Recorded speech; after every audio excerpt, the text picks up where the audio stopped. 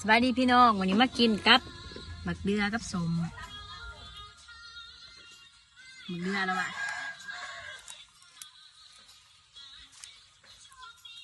หมักเดือแจวปุ๋ยเช่นเลย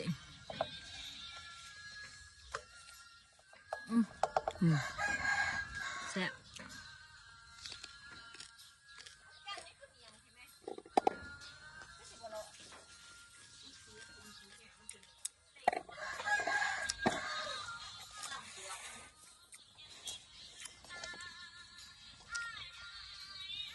ของเรือ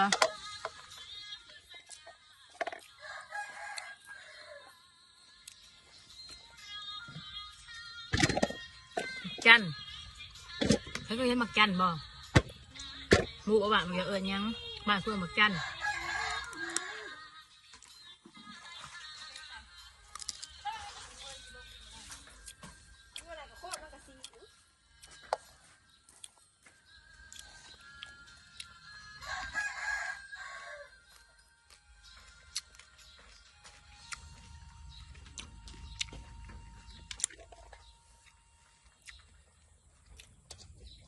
ที่ช่องเขากำเนาะแดดดิแดดจะหนาวมั้งลูกงานพร้อม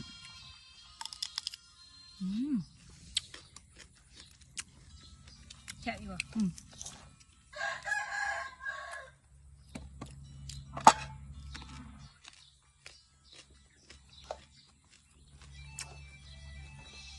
นี่ผู้ดีเขาก็พริกนี่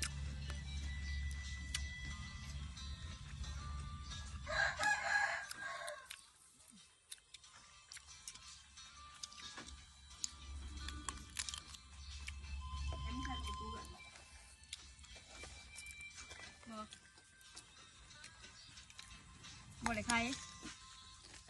แก่กันบริไข่ว่ะ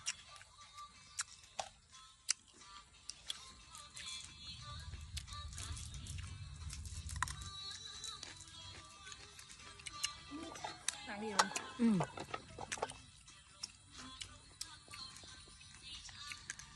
หนังซ้ำหนังนั่นมันกินมั้ยเมนูเจอจะด้วย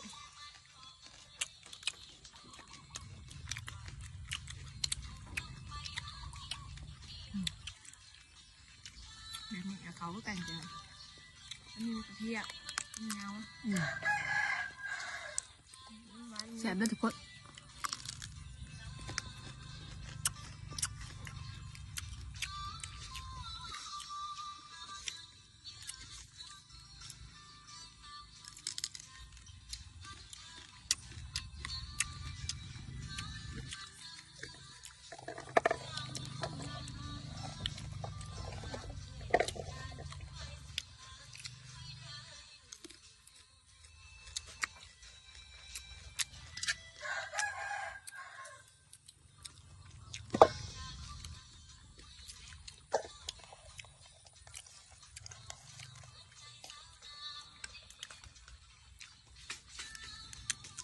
เอาหมักจานมากที่เราปลูก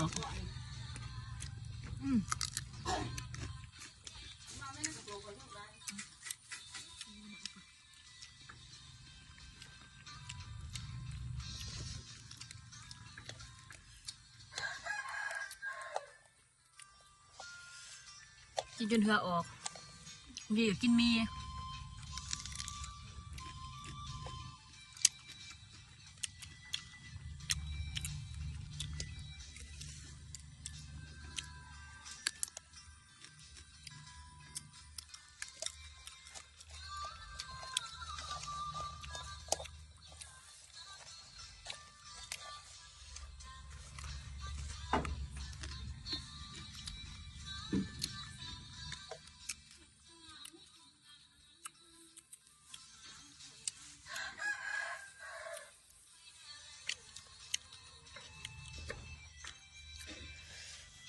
ไม่มุกมูพาเหมือนกัน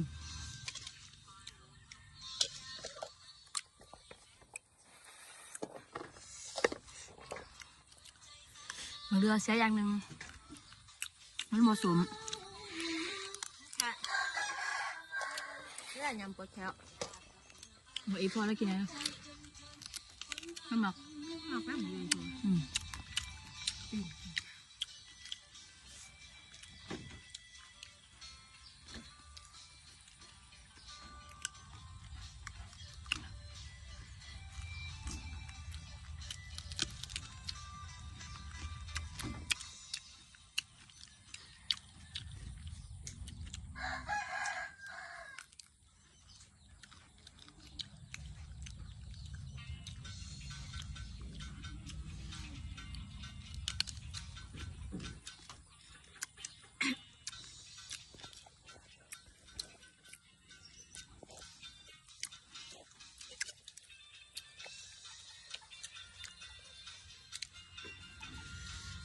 มือนี้มาหาเด็กบุลงมากเขามาหาเด็กลงมาเบิด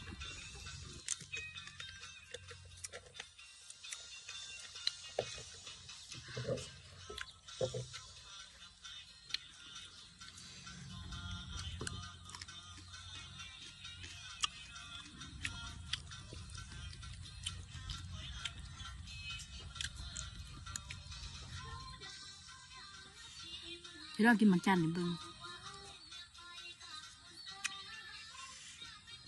มาเบิ่งลองเพียงนะนี่กินอะไรสมากลูกนี่กินอะไรเสี่ยมมาเสี่ยมเลย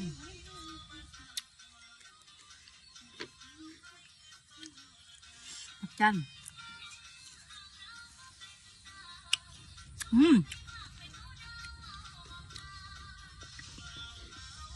คักกูบอกเด้ออีก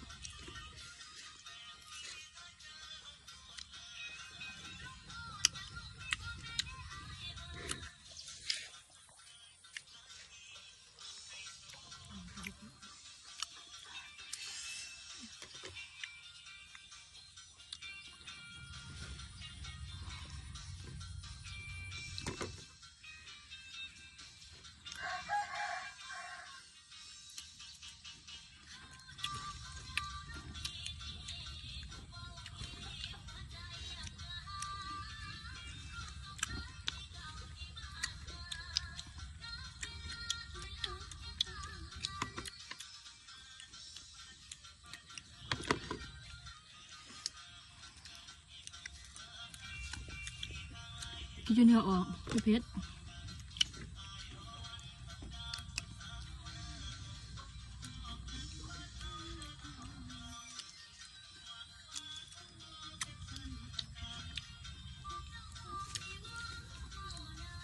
มันกินสมแหละเนี่ยมันถึงไม่ต้องหาเตรียมโตถากู